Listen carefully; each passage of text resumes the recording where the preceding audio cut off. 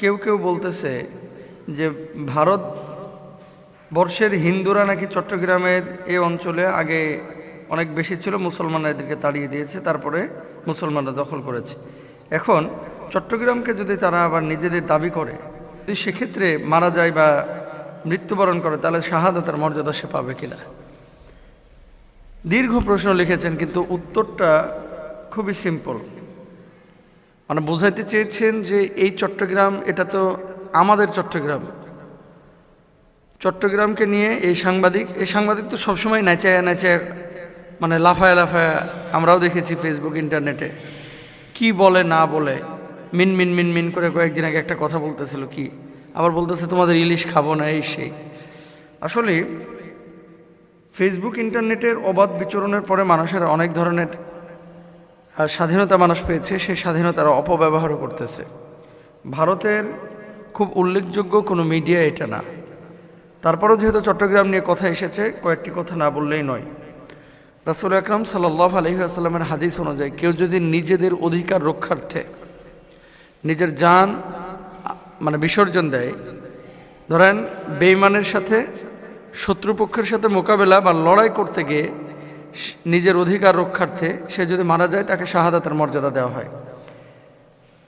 কখনো যদি পার্শ্ববর্তী কোনো দেশ অথবা বহির্বিশ্বের কোনো দেশ আপনার সার্বভৌমত্বের উপরে, আমাদের সার্বভৌমত্বের উপরে আঘাত হানে, তাহলে শুধুমাত্র এটা আপনার নৈতিক দায়িত্ব না, এটা আপনার ইমানি দায়িত্ব, আপনার সার্বভৌমত্ব রক্ষার জন্য লড়াই করা।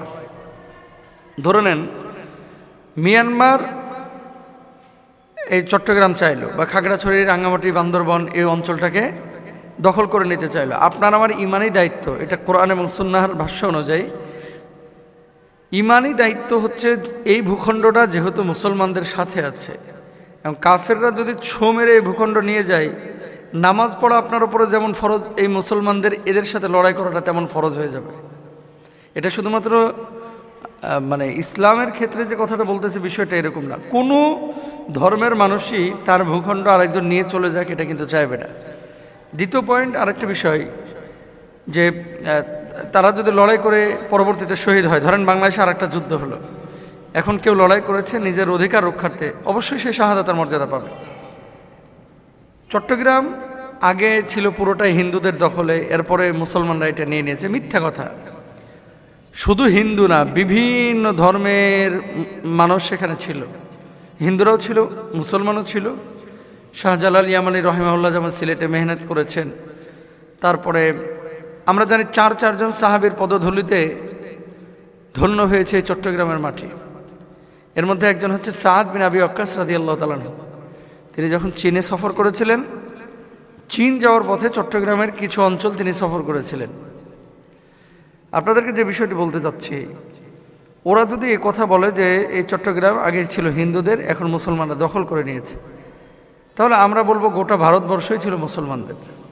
কারণ 1-2 বছর না, শত শত বছর, প্রায় 600 বছরের বেশি সময় মুসলমানরা এই অঞ্চলে কর্তৃত্ব দেখিয়েছে এবং পরিচালনা করেছে।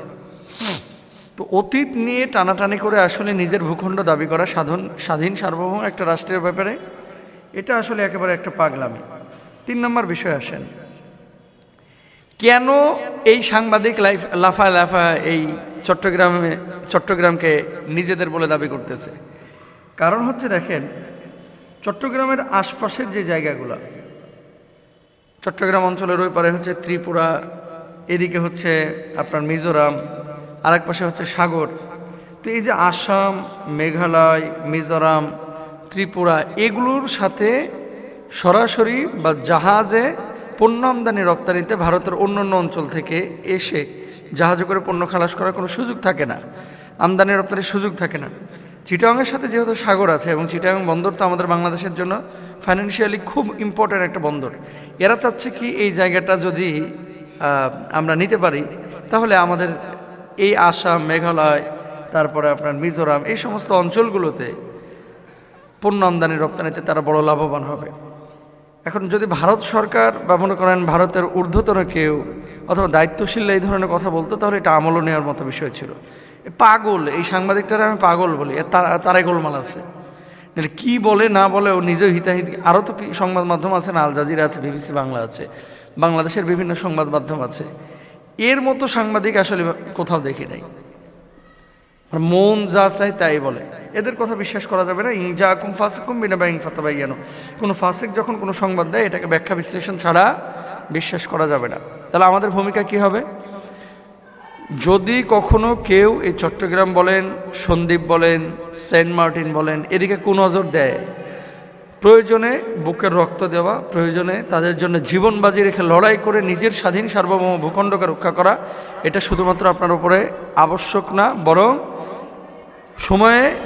সময় সাপেক্ষে এ বিষয়টা আপনার জন্য ফরজ। আল্লাহ তাআলা বোঝার তৌফিক দান করুন।